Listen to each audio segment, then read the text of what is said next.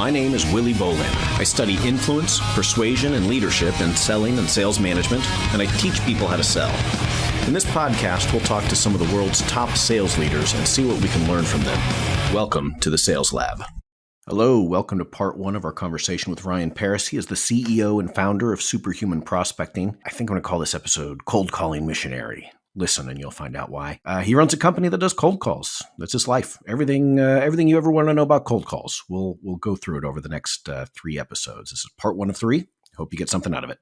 All right, so I'm here with Ryan Pereus. Ryan is an expert on inside sales, cold calling, which turns out to be kind of like a really big, difficult challenge and has been for decades, if not centuries, right? That, we have something that is incredibly valuable. We can add value to customers if we can just get in front of them and understand their needs and show them, connect the dots for them. We could all be incredibly wealthy and our time would be used so efficiently and we can't. It's really hard to get a hold of these people sometimes. And Ryan has a whole company that sort of specializes in this sometimes seemingly impossible task. So Ryan, thanks for joining us. I'm hoping, first of all, tell us about the company and then how you got to this point. I mean, so what are you doing? Why are you doing it? And how did you get here? Well, very excited to be here. I am the CEO and founder of Superhuman Prospecting. We have an outsourced sales development service that we offer with US-based outsourced team members for our clients. And so we generate leads and appointments, build lists, and do some additional services for them so that they can have top of their sales funnel leads to close and build and grow their business. And you just love calling people that don't want to talk to you and getting hung up on. You have a passion for getting hung up on, and that's what led you here? Or yeah, it's kind of like twisted, isn't it? To like the dirty office job of cold calling. I think it was something that was in me from early on. When I was younger, I would just be willing and dealing, like go to yard sales. I think eBay emerged when I was like 16 or 17. So I would go to neighborhood garage sales and like sell toasters and racing helmets, like whatever I could get my hands on. And so I think there was a little bit of enjoyment out of seeing how the market would respond to the value that I could potentially present. There was a little bit of that. Also grew up conservative Christian in the Bible Belt up in Ohio. And so there was also, I will say, an evangelical side of my upbringing where I was kind of in this, I was taken to New York City and going around Central Park asking people to accept Jesus Christ as their savior. And while I've gotten out of that since then, I can't say that there was an element of cold calling that grew. Yeah, it gives a new definition to the idea of missionary sales, right? But no, I think that's incredibly valid, right? I mean, I try as much as possible to talk about, obviously we talk about sales, but then, to generalize it a little bit more, that we're talking about influence and persuasion and leadership. And anytime you're doing any of those things, at least in my mind, that's sales, right? You're going in there and you're trying to change the way people are doing something or thinking about something. And that's kind of the critical element. This became a boot camp of sorts for you to get used to maybe people not being as excited about what you have to say as you were. Yeah, I look back at that and I had a realization about a year ago, like, why was it that I was open to cold calling when I got into my professional career right after college? And I saw that, and so talking to strangers about something that they weren't expecting to hear about and trying to help them see the value or benefit ended up being a bit more natural. So as I kind of got into my professional career, I really enjoyed sales, but there was also a stigma against salespeople. And I didn't realize it until I really got into my first role outside of college, where I was managing some sales reps and also had to generate leads on my own. That was a very interesting point in my life because, I faced a lot of kind of, I don't know if it's discrimination. I think it's a strong word, but like kickback on just being confronted, when someone's confronted about a product or service they weren't necessarily interested in or trying to learn about at that moment. It really did make me think about my career. And I thought, man, like I really enjoy this activity, but when my friends asked me like, what are you doing after school? And I said I was in sales, they would kind of look at me like, ooh, like what happened? Like, are you okay? I didn't like that because do you need us to order you some groceries? yeah, yeah, and so I thought, well, and this is before I think really there was many degrees or programs in colleges that even offered selling classes or certifications, and so it was kind of this existential moment where either I could back out and go to something else or kind of continue down the path, but maybe fight off some of the negative stigma. And so all these things are building, right? And I continued to do sales development. And so when about 2014, 2015, around that time, during the rise of digital marketing, like everyone had a website and everyone was trying to rank high in Google and kind of claiming cold calling is dead. I was still setting appointments for the companies I was working with. So I thought, well, if that's happening, maybe there's like an equal and opposite force going on that people are kind of sick of hearing from digital and would like a human voice again. And that's kind of where the whole thing began. Long-winded. Yeah, absolutely. No, I love all that. Actually, that's very interesting.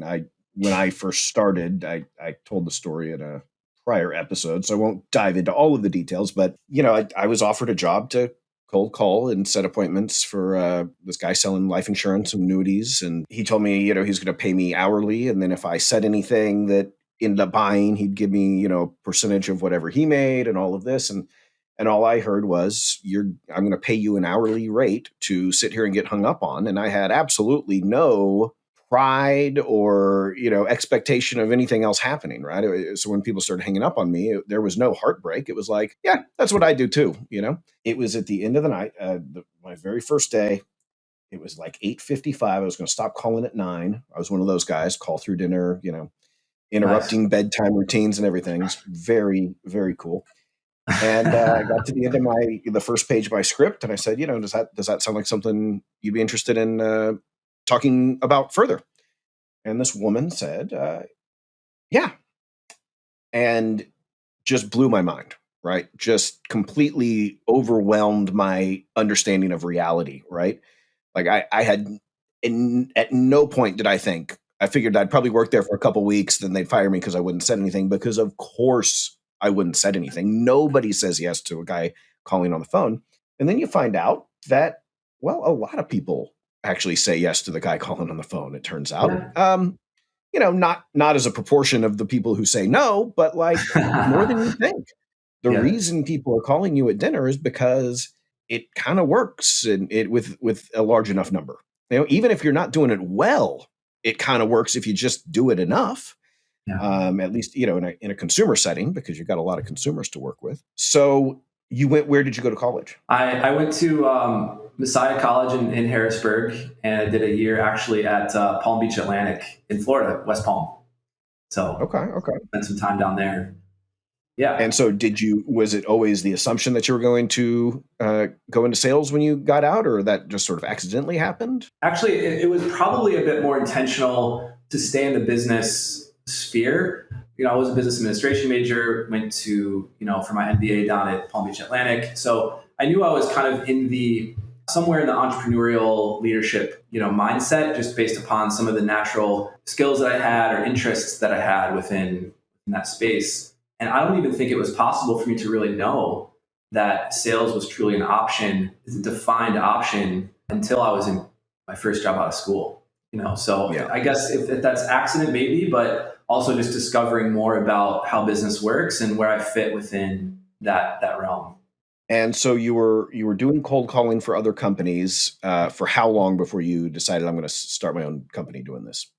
Yeah, so I had maybe the average experience. Like I would say that when I decided to start something by myself, I probably had the average number of companies under my belt, maybe 3, by the time I was like my late 20s.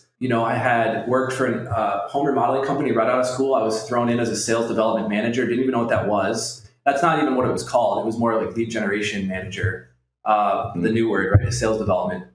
And I had 40 employees, part-time employees that I walked into at 23, and didn't even know anything about HR or the compliance and best practices. It was really just thrown in. And so I was teaching lead generation and kind of cold calling practices to these team members. And then, had gotten out of that role and worked as regional sales manager for a specialty construction company. And it's just like, as I'm doing this, I'm realizing I love sales. And I'm like, what do I want to do with the rest of my life? And so only having worked with a few companies, and I ended up working for my dad's software business for a little while before I started what I'm doing now. And I remember just thinking like, okay, I have 3 different experiences.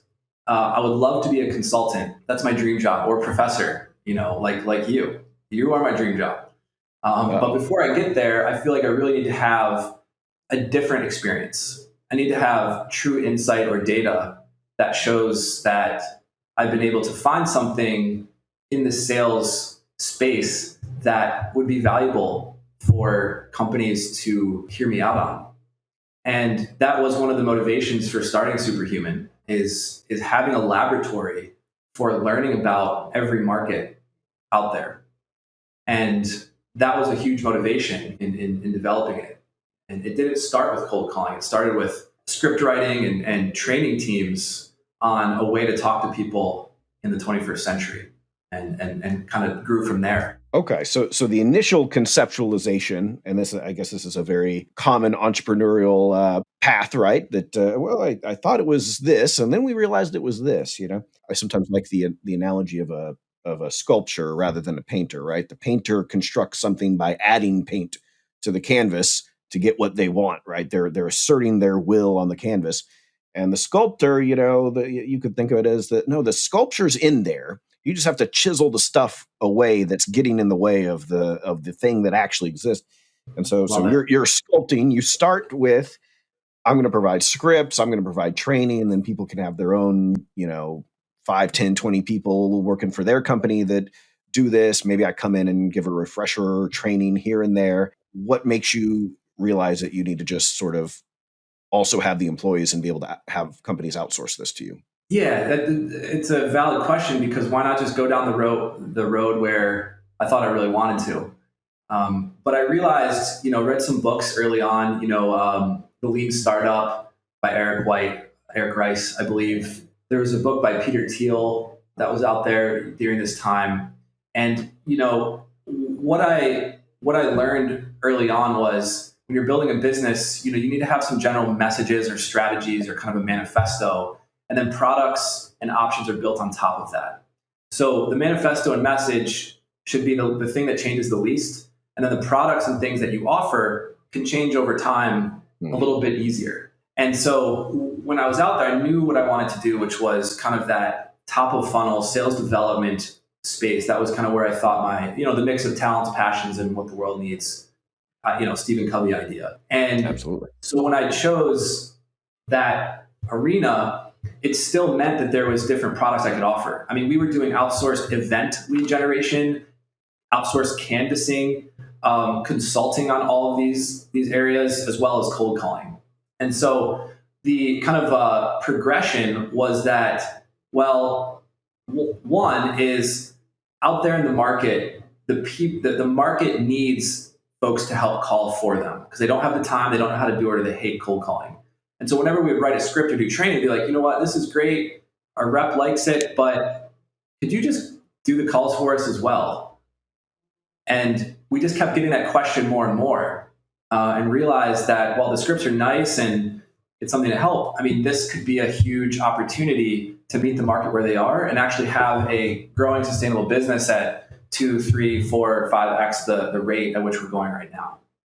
And that's kind of where that convergence happened of, okay, well, this is what the market needs. There's an opportunity here in the market, and we could grow this with the underlying idea of like, hey, I'm going to learn a lot too about all these markets. If I apply some of these basic principles that I have, I'll be able to start, refining and adapting, like kind of like chiseling away, if that's kind of that right analogy there, at every single market and how it works, to gather that data and then be able to help them even more from that point. Well, and I do trainings here and there as opportunities arise. I don't pour pour myself daily into the pursuit of these, but anybody that knows anything about training, or probably anybody who's ever attended a training, knows that the implementation of that the next day, as soon as the instructor's not looking at you, is non-existent or minimal. Minimal. So I can easily imagine that, you could have great scripts, great content, everything you could be saying is solid gold. And, you go and train a group of 10 people and one of them picks up about half of what you're saying and the rest of them 0%. And if you can have control over it, if they're in your office, if you can, really sort of follow up in terms of the outcomes and the expectations, then that is probably an advantage. And in addition to companies not wanting to do their own cold call, Right. they don't really want to manage those that do cold calls either. I mean, it's a very specific, I want to say it's a very rough gig, but you've mastered it. So maybe it's not so rough, but it's something that people it's hard to get people excited about doing something that damn good and well they don't want to do. Yeah. So, if you can find the people. So you have clients come in, they say, Ryan, here's our product, here's what we're trying to do. We need you to call. And then your reps spend an hour each morning and then an hour. I mean, how do you actually decide who they're using their time for at any given moment? Or does one rep just do one company, or how does this work? Yeah, it has been a process.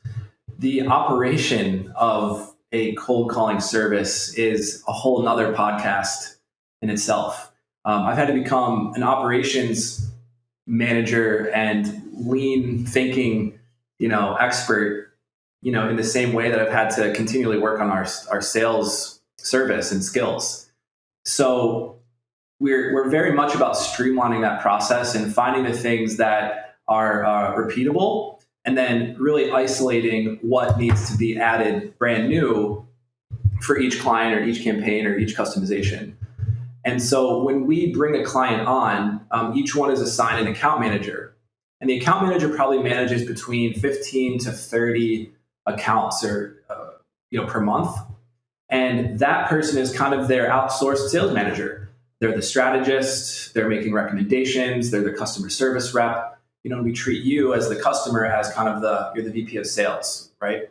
So we're trying to outsource a department. So what are the ways that we streamline to find success really early? Well, that account manager is in charge of the performance. And so they're the ones that are taking information, translating it, and putting it in a format for our team to use. So our team has a template and a structure for every client that we onboard. So we build their ability to learn, the sales side of things in a repeatable, digestible way that doesn't change much. And so the way that they're learning sales or deploying sales is something they learn from the very beginning before they even start working for our clients. And then that way, by the time they get a client, 60 to 70% of what they're going to be doing has already been built into their muscle memory, their brain, their daily activity. So they're only inputting something new, 30 to 40% of that action. So for instance, if I'm on a sales call in a specific industry, I might do it the same way each time. But if I have two different companies, I just need to fill in the blanks with their specific product or service knowledge. It's not like, every time I'm calling somebody, still calling a human.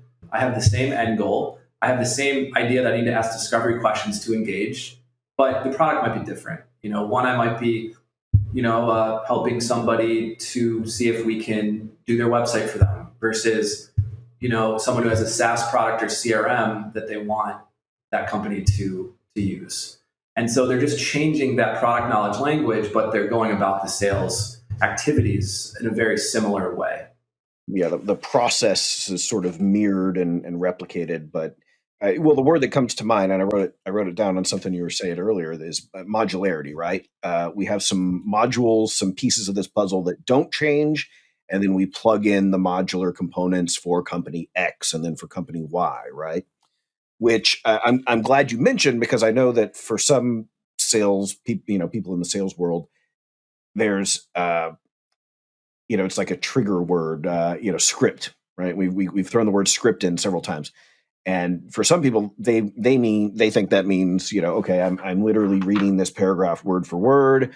I don't divert from it. In fact, if my manager hears me divert from it, he's going to be very, very mad that I said the instead of a or whatever. And you say the exact same thing to everybody.